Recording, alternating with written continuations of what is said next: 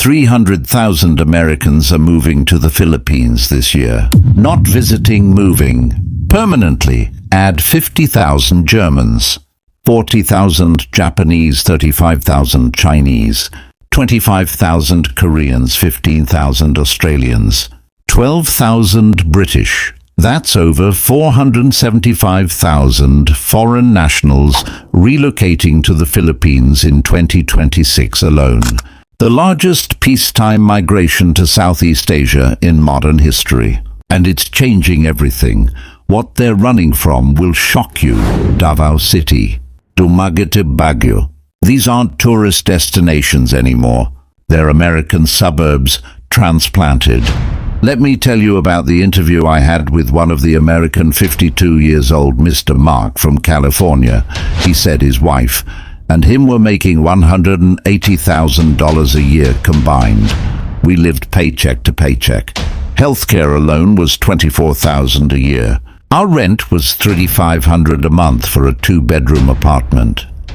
Here, I pay $800 a month for a 3-bedroom house with a view of the ocean. Healthcare is 90% cheaper. We have a housekeeper, a gardener. We eat out 4 times a week. We're living the life we couldn't afford in America. Mark is not alone. He's part of a wave the data is calling the reverse American dream. 2020. 47,000 American residents in Philippines.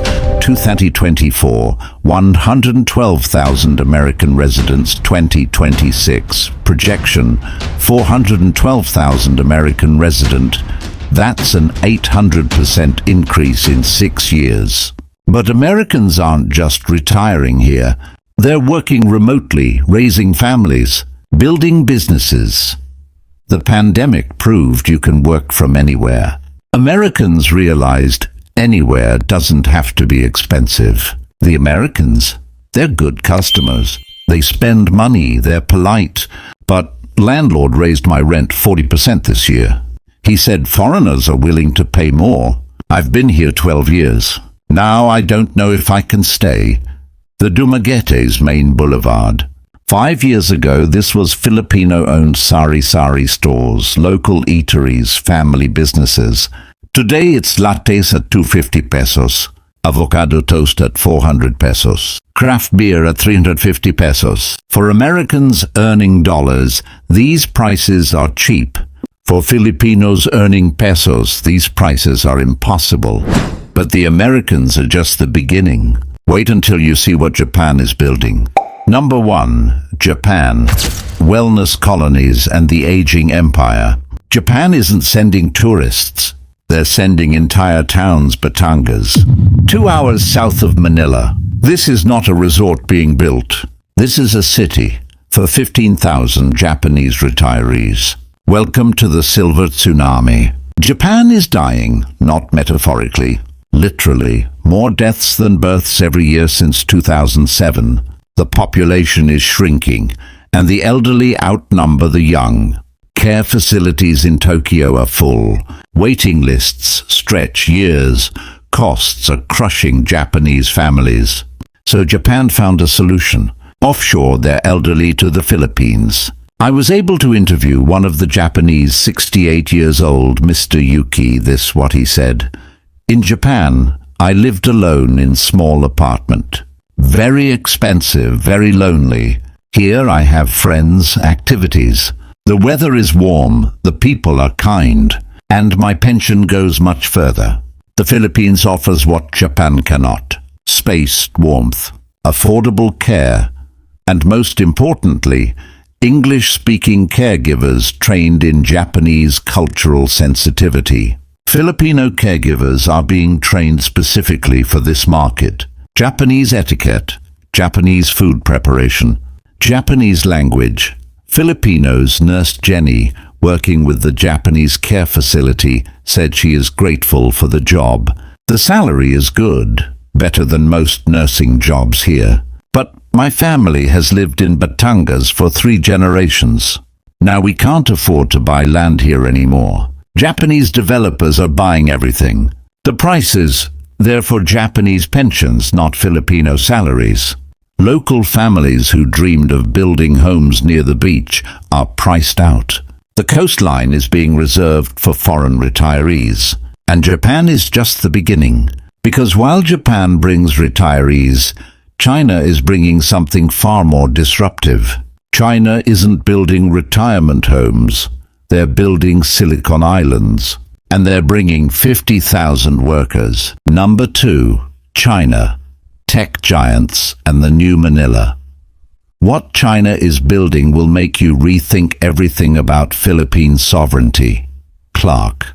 Pampanga, former American military base, now home to the largest Chinese tech development outside mainland China. They're calling it Silicon Islands. And it's not just offices.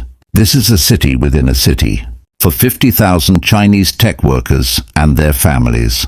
In Shenzhen, competition is crazy. Rent is high, work hours are brutal. Here, my company gives me housing, my kids go to international school, and I work normal hours. The quality of life is much better. Chinese tech giants see the Philippines as the perfect back office. English-speaking workforce, growing tech talent, stable government, and most importantly, much cheaper than Singapore or Hong Kong. But here's where it gets complicated. Clark sits 80 kilometers from Manila, close to Subic Bay, close to major military infrastructure, and China is building a tech hub with its own security, its own systems, its own governance structure. I'm not saying this is a national security threat, but we need to ask questions. Who controls the data flowing through those servers? What happens if geopolitical tensions rise? We've allowed a foreign nation to build a self-sufficient city on strategically important land. And unlike the Americans or Japanese who integrate into local communities, the Chinese tech workers live in isolation. Separate schools, separate shopping, separate healthcare. The job is great. The salary is double what I'd make at a Filipino company. But it's weird. I work alongside Chinese colleagues every day, but we barely talk. They eat in their cafeteria, we eat in ours. They live in their compound, we live outside. It feels like I'm working in China, but I'm still in my own country. Except I'm the outsider. Two parallel societies. Same location, no integration. And the gap is growing. Filipino restaurants, shops, services near Clark expected to benefit from 50,000 new residents. But those residents never leave the compound. The economic benefit never trickles down. But if China's isolation worries you, wait until you see what Germany is doing. They're not building compounds, they're buying entire industries. Number 3. Germany. Europe's powerhouse goes tropical. Germany is now the #1 European source of Philippine immigrants. Here's why that should terrify you.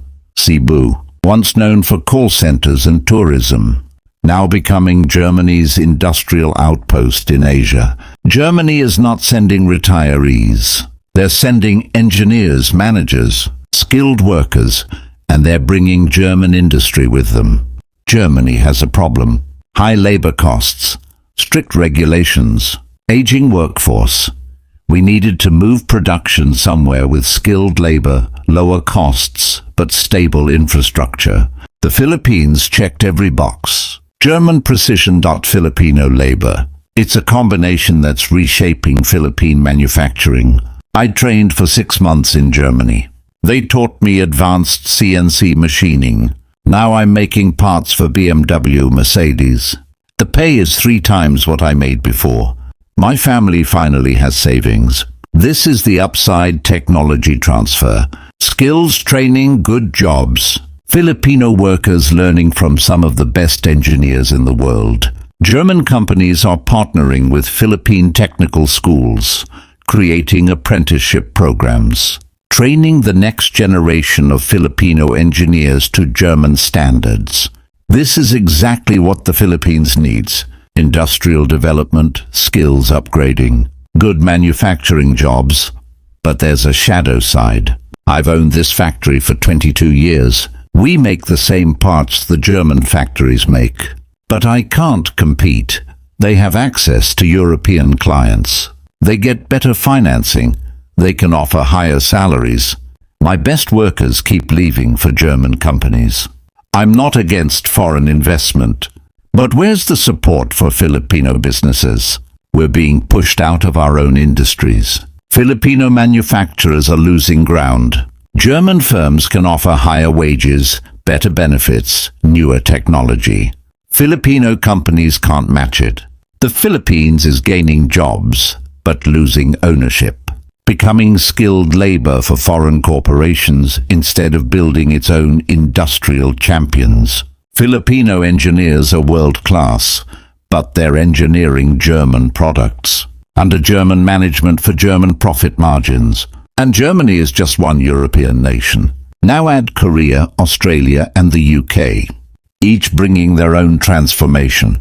Number 5, 6, 7, Korea, Australia, UK, the final wave.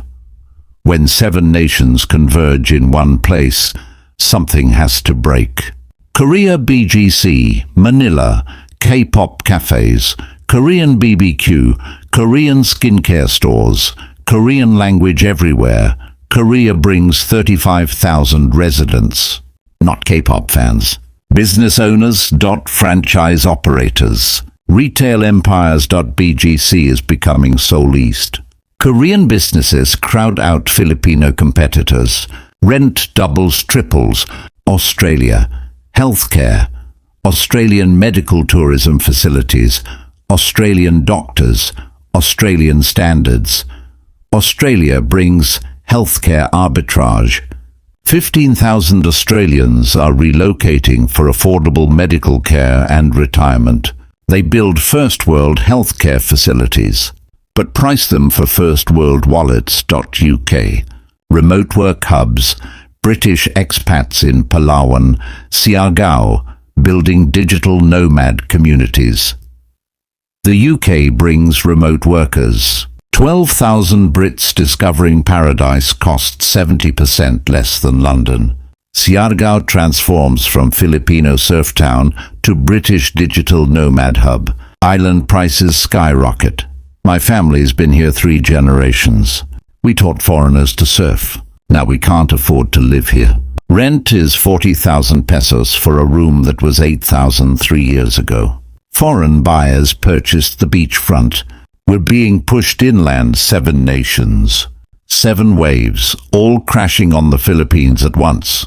And every region is transforming fast. The numbers tell one story, but the streets tell another. And what's happening on the ground will determine whether the Philippines survives this with its soul intact. When paradise becomes unaffordable, this is the moment. The Philippines must choose who it wants to be. Here's what's happening right now, in real time. Foreign residents living their best lives. Lower costs, higher quality. Paradise found. Filipino families losing their communities. Priced out, pushed out, displaced in their own country. We're witnessing economic colonization in real time, not through military force, through purchasing power. Foreign currency is stronger than the peso. Foreign investors can outbid Filipinos for land, housing, businesses. The math is simple and brutal. 1 American dollar buys 56 pesos. 1 euro buys 61 pesos. 1 Australian dollar buys 37 pesos. When foreigners earn in their currency and spend in pesos, they have 30 to 50 times the purchasing power of average Filipinos. A foreigner earning average income in their country is upper class in the Philippines, and there are now 427,000 of them, with more coming. Filipino communities are asking the hard questions. Do we welcome this investment, or do we protect what's ours? Filipino teacher. My students can't afford to live in the city they grew up in. Filipino restaurant owner. I've been here 20 years. Now my landlord wants triple rent because foreigners will pay it. Filipino young professional. I got a degree, got a good job. Still can't afford a condo in my own city. Filipino parent. Where will my children live? All the affordable areas are gone. The Philippine government sees economic growth. GDP rising. Investment pouring in. Jobs being created. From a macro view, this looks like success. But GDP doesn't measure displacement. Investment numbers don't count the Filipino families leaving their ancestral towns because they can no longer afford to stay. And here's the question nobody in government wants to answer. At what point does economic growth become cultural erasure? The Philippines has survived colonization before. Spain, America, Japan. Each time Filipino identity endured. But this is different. This colonization doesn't come with soldiers. It comes with capital, and capital is harder to resist because it looks like opportunity. We have maybe 5 years. 5 years to implement policies that protect Filipino ownership, restrict foreign land purchases, require local partnerships, tax foreign real estate investors, subsidize Filipino homeownership. If we don't act now, entire regions will be economically colonized. And once that happens, reversing it is nearly impossible. 5 years, that's the window. So what happens next? That depends on what Filipinos choose to do right now. 477,000 foreign residents. 7 nations, 1 Philippines. The benefits are real. Jobs. Investment. Infrastructure. Skills transfer. Economic growth. The costs are also real. Displacement. Gentrification. Loss of ownership. Cultural erosion. This generation of Filipinos will decide. Do you regulate? Do you restrict? Do you protect? Or do you open wider and hope the benefits outweigh the costs? There's a version of this story where the Philippines becomes Asia's most dynamic, multicultural, economically vibrant nation, where foreign investment lifts all boats, where Filipinos own the growth alongside foreign partners. And there's a version where the Philippines becomes a service economy for wealthier foreigners, where Filipinos work the jobs but don't own the businesses, where paradise is for sale to the highest bidder, and Filipinos can't afford the price. The tide is rising, you can't stop it. But you can build walls, levees, channels, systems that direct the flow instead of letting it flood everything. The Philippines has survived 400 years of colonization. You've endured, adapted, preserved your soul through everything. This is the next test. Economic colonization. It's quieter, harder to see. Easier to ignore until it's too late. 5 years. That's the window, use it. Subscribe for more investigations into the forces reshaping the Philippines. Because what happens next matters, and someone needs to be watching.